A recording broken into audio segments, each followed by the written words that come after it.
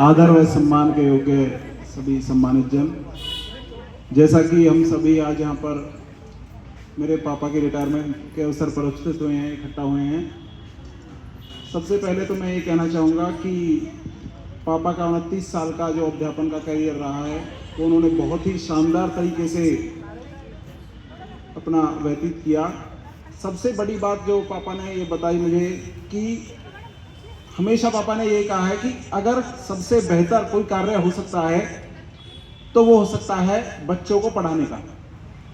जो एक अध्यापक होता है वो सीधे तौर पर बच्चों को प्रभावित करता है, उनको जीवन भर प्रभावित करता है।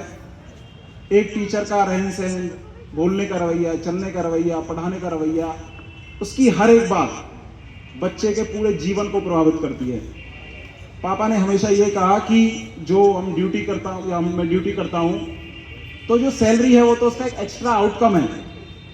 बच्चों को पढ़ाने का मौका मिलना ही अपने आप में मुझे ऐसा लगता है कि ये मेरे पिछले जन्मों का कोई पुण्य का फल है जो मुझे ये मौका मिला है।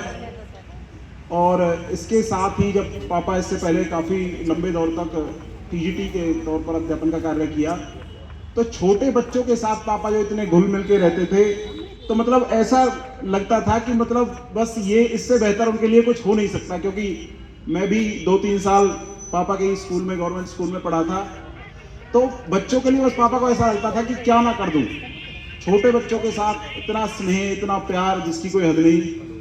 तो पापा ने हमेशा एक बात कही है कि आप किसी मंदिर में चले जाओ, कहीं चले जाओ, बट जो सुकून, जो बच्चों के साथ जो सुकून और जो शांति मिलती है उसकी कहीं होड़ नहीं हो सकती। जब मैं छोटा था तो पापा बोलते थे कि the greatest temple in the world for me is a primary classroom. तो ये प्राइमरी का क्लासरूम है, उससे बेहतर कोई टेम्पल नहीं हो सकता, इससे बेहतर कोई जगह नहीं हो सकती, इससे बेहतर कोई अपने आप को जानने का मतलब एक प्राइमरी के क्लासरूम में जितना टीचर डिलीवर नहीं करता उससे ज़्यादा उसे सीखने का मौका मिलता है। शायद जो प्राइमरी के टीचर्स हैं वो इसको काफ़ी बेहतर तरीके से समझ सकते हैं, क्योंकि एक 11th-12th क्लास का जो एनवायरनमेंट है, क्लास का एनवायरनमेंट वो एक अलग हो जाता है, छोटी क्लास का एनवायरनमेंट बहुत अलग होता है, तो इसमें बहुत डिफरेंस होता है। और पापा ने हमेशा अपने कैरियर के दौरान ईमानदारी और लगन के साथ कार्य किया है, हमेशा ईमानदारी को आगे रखा है, चाहे उनकी पर्सनल लाइफ हो, चाहे उनकी प्रोफेशनल लाइफ हो। उसमें कभी भी अगर उन्हें कहीं भी गलत लगा है तो उसके खिलाफ आवाज़ उठाई है। अभी कुछ समय पहले की बात है कि पापा की ACP सेकंड लगी थी तो उसमें कुछ इशू हो गया था, तो उसमें कोई त्रुटि हो गई थी, date of ACP, grant of ACP और उसमें जो बेसिक पे थी कैलकुलेशन। तो पापा के किसी साथी ने बताया था कि आप ऐसे कीजिए, कुछ ले दे के वहाँ से हो जाएगा और आप इसे निपटवा लीजिए, कोई इशू नहीं है। तो पापा ने कहा कि ऐसा तो संभव ही नहीं है कि एक टीचर होते हुए मैं ऐसा कार्य करूं। तो मैंने पापा से कहा था कोई बात नहीं है, इसमें बहुत टाइम लग जाएगा। तो पापा नहीं मारे, फिर पापा ने वही लिखित पढ़त शुरू कर दी, उसमें चिट्ठी पे चिट्ठी, चिट्ठी पे चिट्ठी, 1 साल हो गया पूरा लिखते रहे। उसके बाद भी उसमें कोई सॉल्यूशन नहीं हुआ। फिर मैंने कहा था आप कोई नहीं, निपटा लीजिए ना, मैं भी हार गया था, मेरे से लिखवा देते लिख लेकिन चिट्ठी मैंने की ठीक है लिखता हूँ।